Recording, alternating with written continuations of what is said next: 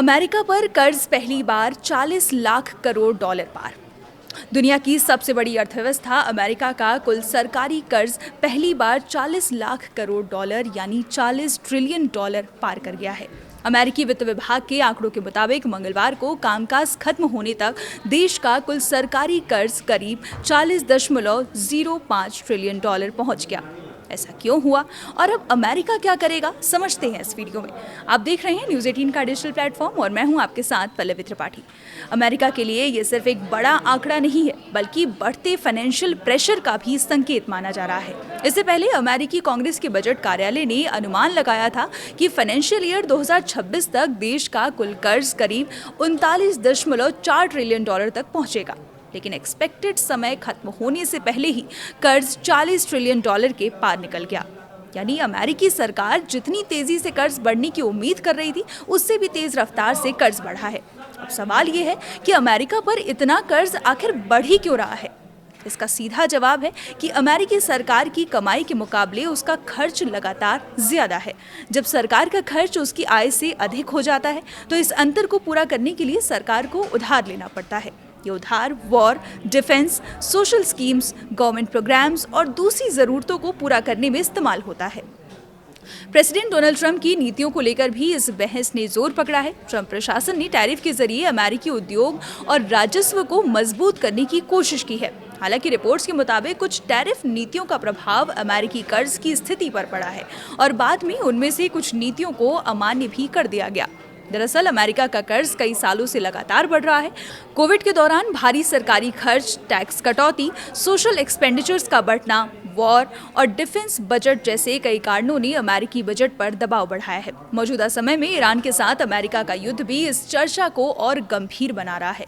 सैन्य अभियान पर होने वाला खर्च सरकार के बजट पर एक्स्ट्रा प्रेशर डालता है। रिपोर्ट्स के अनुसार पिछले करीब 6 महीनों से जारी ईरान युद्ध के बीच अमेरिकी रक्षा खर्च को लेकर भी सवाल उठ रहे हैं। कर्ज बढ़ने का एक और बड़ा असर इंटरेस्ट है। अमेरिकी सरकार को अपने पुराने कर्ज को चुकाने के लिए लगातार नया कर्ज लेना पड़ता है, लेकिन जब ब्याज दरें बढ़ती हैं तो नए कर्ज की लागत भी बढ़ जाती है। रिपोर्ट्स के मुताबिक लंबे समय के अमेरिकी सरकारी कर्ज पर मिलने वाला ब्याज 2007 के बाद सबसे ऊंचे स्तर पर पहुंच गया। इसका मतलब ये है कि अमेरिकी सरकार को अब सिर्फ कर्ज की मूल राशि ही नहीं, बल्कि उस पर बढ़ता ब्याज भी चुकाना पड़ेगा।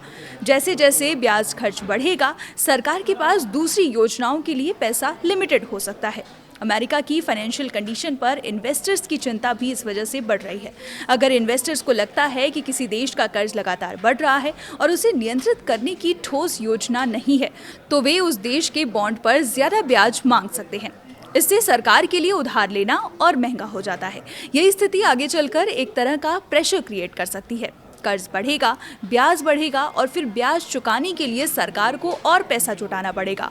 हालांकि 40 ट्रिलियन डॉलर का आंकड़ा सुनने में बहुत बड़ा है, लेकिन एक्सपर्ट सिर्फ कुल कर्ज नहीं देखते।